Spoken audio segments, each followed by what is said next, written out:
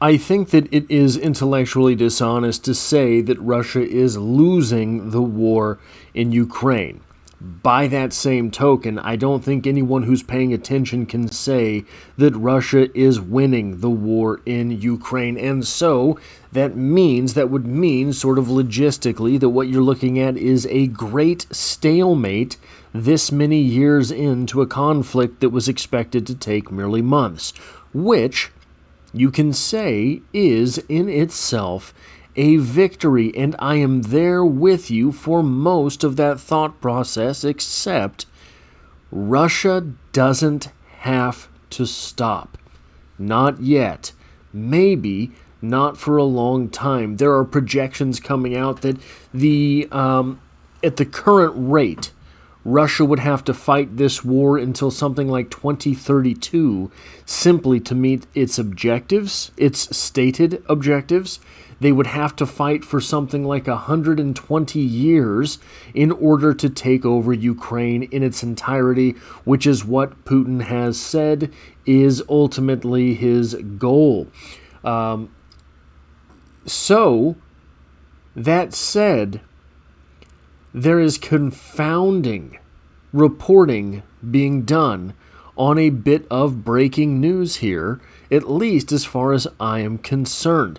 It seems that we have a cancellation in the United States-Russia talks that is being met with some very, very confusing opinions. So I will get through this, and then I will get to why I think that this is confusing the way that it's being portrayed. Trump's meeting with Putin in Hungary called off, a story by Connor Stringer and Joe Barnes.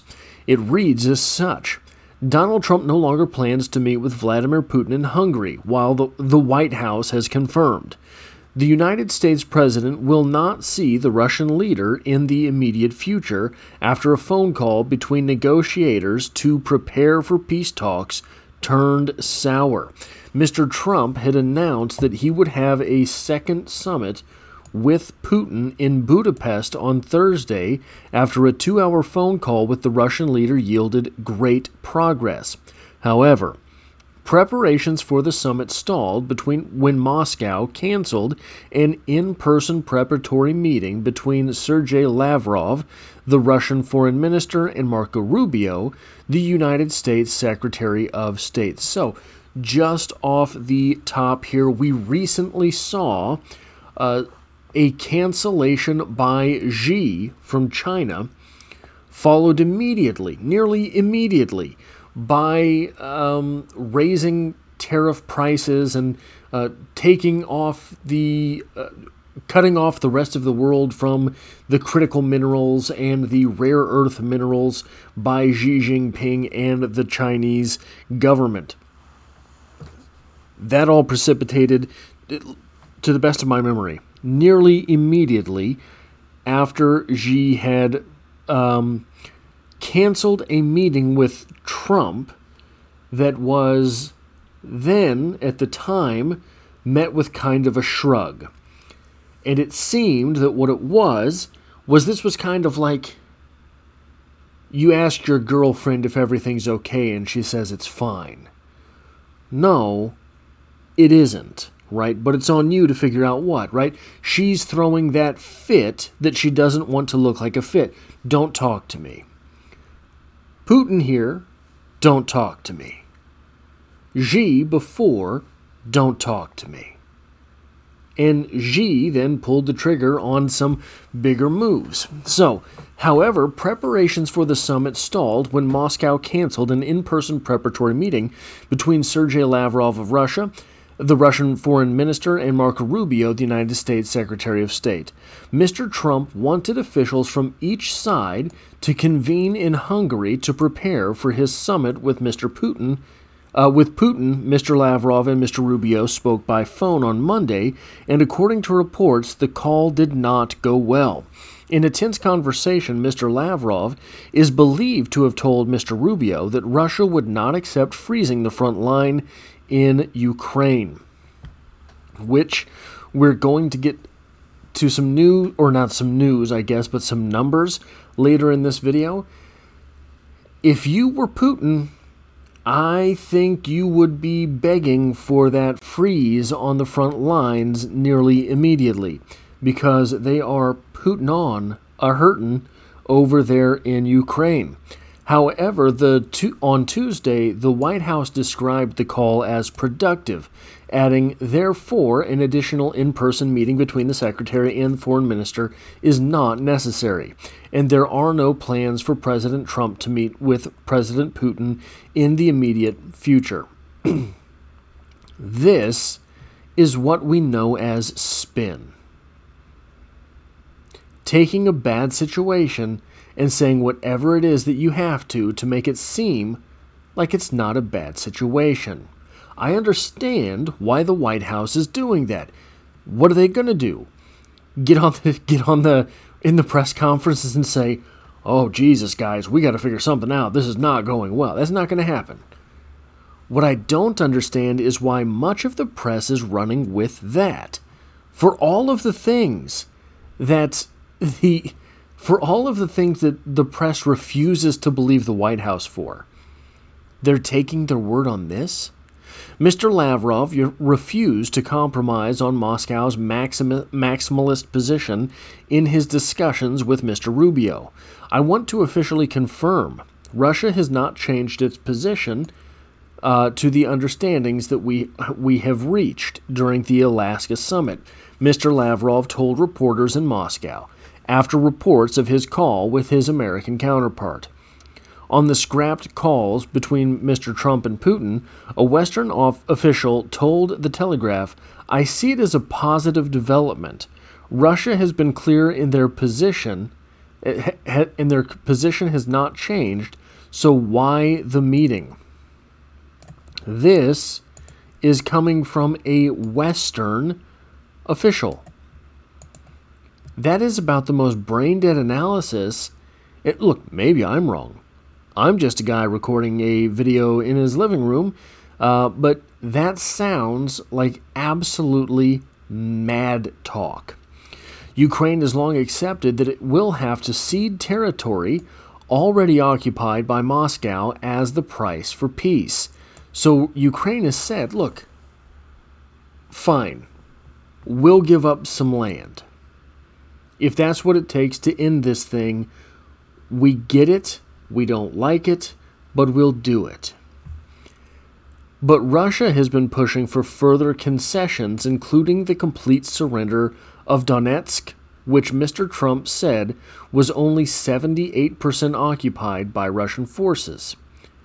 During a 2-hour phone call on Thursday. So why is this a big deal? You don't have it. You're not winning, and you want to make demands for more land. Well, if they're willing to keep fighting, we're willing to not make the deal. That's what's being communicated here. During a 2-hour phone call on Thursday, Mr. Putin told Mr. Trump, call him the president, that he would relinquish claims over the unoccupied parts of the Ukrainian regions of Zaporizhzhia and Kherson in exchange for a complete Ukrainian surrender of the Donbass. Steve Witkoff, the United States President's peace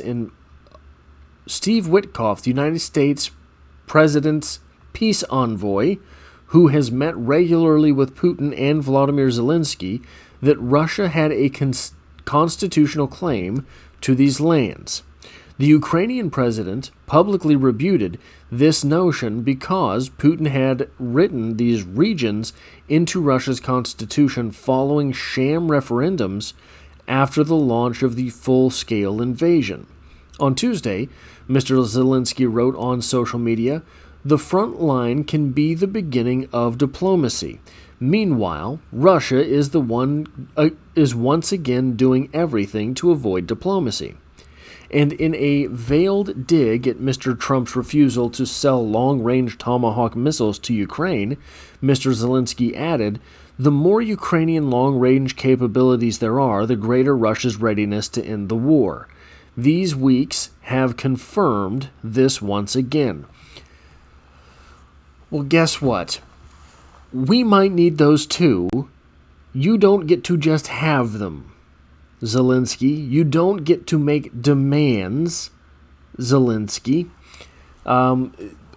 Just a very strange sort of relationship here. I don't understand. I don't understand it. The discussion about tomahawks turned out to be a strong investment in diplomacy. We forced Russia to show that tomahawks are exactly the card they are paying attention to. Mr. Trump ultimately rejected the request for the missiles during his White House meeting with Ukrainian leader on Friday, after Putin had earlier told him deliveries of tomahawks would damage U.S.-Russia relations. Well, if Zelensky doesn't get to make demands, neither does Putin, right? I would be in favor of sending a certain, I don't know how many tomahawks the United States military has, but if we could allot 5 to 10% of them to Ukraine, sell them to Ukraine, I would be for that, just because it seems to be the... So here's the absolutely mind-numbing thing about this is Putin is just Putin's treating this like World War II. Just throw people at it. Just throw people at it. Eventually something will give. That's how he is treating this. He's come up with no new equipment. He's come up with no innovations. All of the innovations in fighting that he has implemented in this war, or someone from Russia has implemented in this war, have come from Ukraine. They're stealing Ukrainian innovations in war fighting in order to combat Ukraine's innovations in war fighting. So we're at an interesting point here, I think, with this, in that I think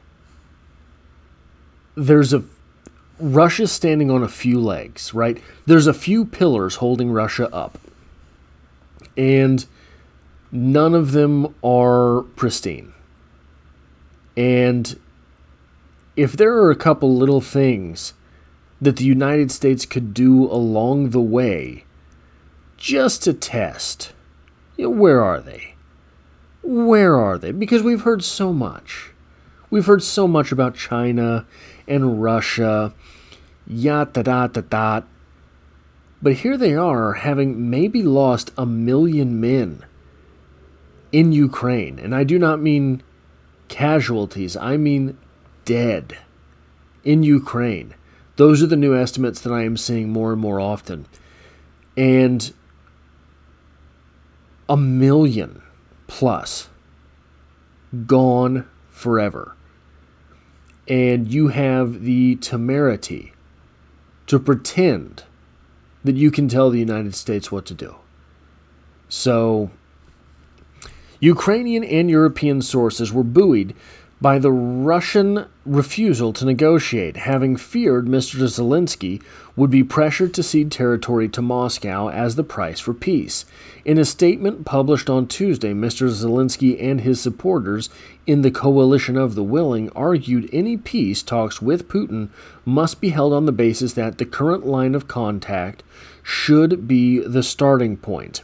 We remain committed to the principle that international borders must not be changed by force, they added.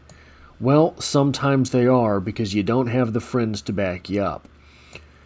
The Coalition of the Willing, a group of countries supportive of Ukraine, chaired by Britain and France, seized on the heated call between Mr. Rubio and Mr. Lavrov, accusing Russia of stalling tactics. I think they're probably right, but that's what's worrisome to me. And we'll get to this in a little bit later. Sir Keir Starmer, so you're going to call Trump Mr. and Keir Starmer Sir, was so honoring the title, right? Has convened a meeting of 30 members in London on Friday, which Mr. Zelensky will attend in person. In a statement, the coalition said, "We can all see that Putin continues to choose violence and destruction.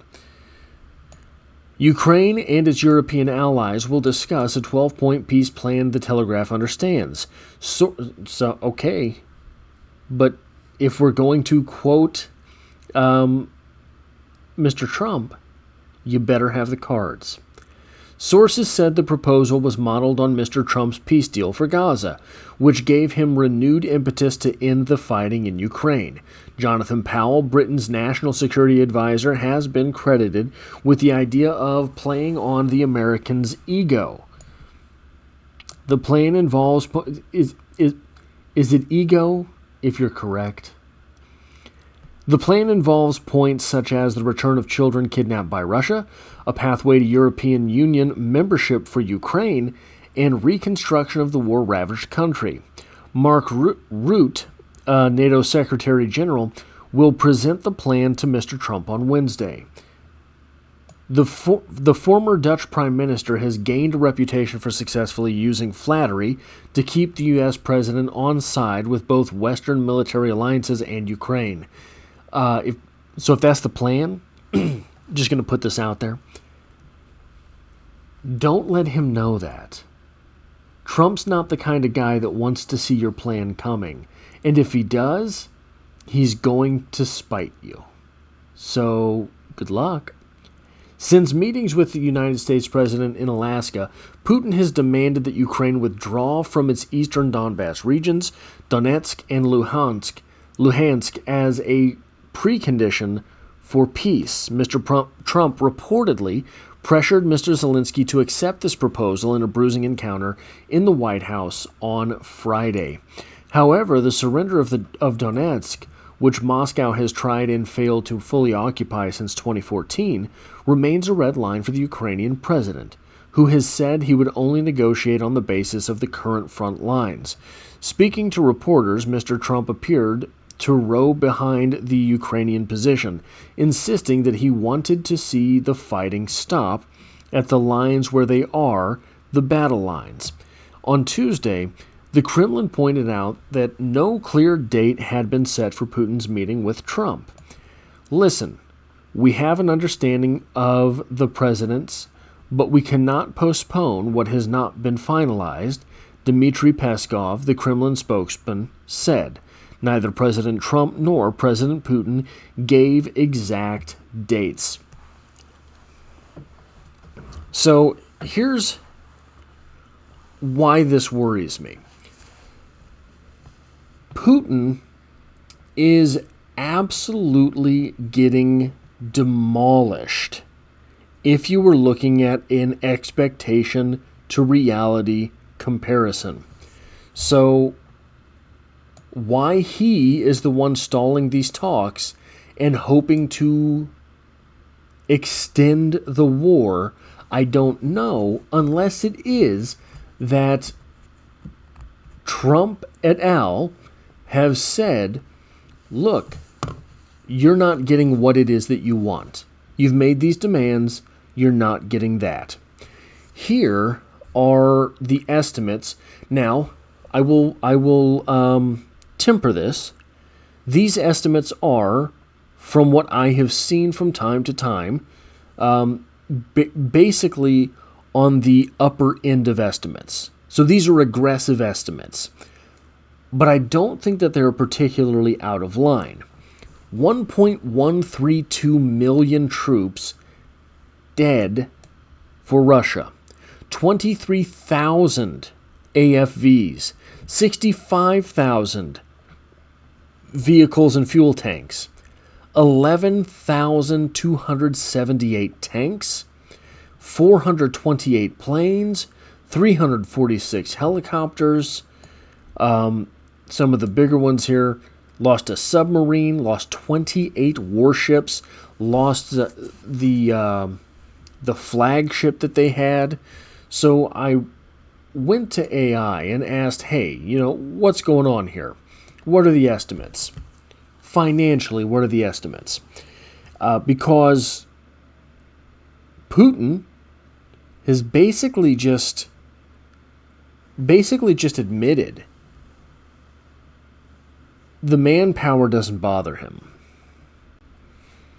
just like World War II. We'll lose millions of people. Doesn't bother us. He can't not care about the financial impact.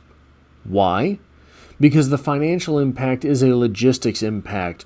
Wars are won on logistics, and if you can't pay for the bullet, you don't get to shoot it. So how much has Russia lost just in this equipment? And we're going to get into an estimate with human power too. I asked ChatGPT, which gave a range of $72 to $257 billion. I will argue that it's closer to the higher end of that than the lower end of that. And also says, if you also put a price on the personnel losses, training, kit, compensation, and lost future labor, something I've talked about on this channel a few times, a crude rule of thumb is $50,000 to $200,000 per casualty, gives an added $57 to $226 billion, all in a rough impact of $129 billion to $483 billion, with a midpoint of $250 billion. So this is just, if you want to this is the estimates that I got from ChatGPT on this. If you are interested in this and want to screenshot it, the tanks, it looks like they lost about $33 billion. Artillery systems, $33.9 billion. The helicopters, 5.2, cruise missiles, 7.7. AFV, IFV, and APCs, $16.4 billion. Combat aircraft, $19.3 billion. Now, why this is so troubling for Putin. This is the Russian GDP. $2.174 trillion. Meaning that if you take the middle point here of $250 billion, they've already lost about a tenth of a year's GDP. I think you're probably more in line. You're probably looking at something much closer to the $483 billion. Just because the estimates are always low when you're talking about government spending. So I would imagine that you were looking right at about 1/5 of a year's total GDP already lost on this war, essentially just in money that you've spent. This is not to say anything of the pipelines that have been blown up. This is not to say anything of the oil refining that has been blown up. So, like I began this video, I think that it would be maybe a little bit of intellectual dishonesty to say that Russia is losing this war. I also think that it is dishonest to say that Russia's winning this war. If you're in that position and you are the aggressor, you are the larger country, you are the country with more casualties, you are the country with more expenses, and you find yourself at a stalemate, a legitimate stalemate, I would think you would want to expedite getting this thing over as soon as possible to save some face. The fact that Putin is not on that page makes me worry that he does feel backed into a corner, that he does feel as if getting anything less than 100% of what it is that he had declared he wanted would be a loss. If that is the case, that he feels that way, he feels backed into a corner, I fear we will see an escalation in the types of weapons used before this war is ended. I think we could see tactical nukes before the war is ended, if that's how Putin feels. This would be a mistake. I just worry that it would be a mistake on the global scale.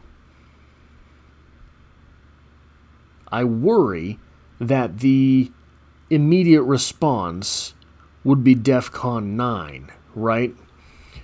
And all of a sudden, this escalates from, hey, Putin was trying to say, I have to have this area no matter what, to, well, mutually assured destruction. So anyway, that is, it is confusing to me why the media is portraying this in the way that it's portraying it, and it's confusing to me why Russia is acting the way that Russia is. That is all I have for this video. If you like or appreciate what it is that I do here, hitting the like button really does help me out, as it tells YouTube to share this video with others. And if you find yourself here by chance but not design, consider hitting the subscribe button to stick around for more. And as always, I hope to have you back for the next one.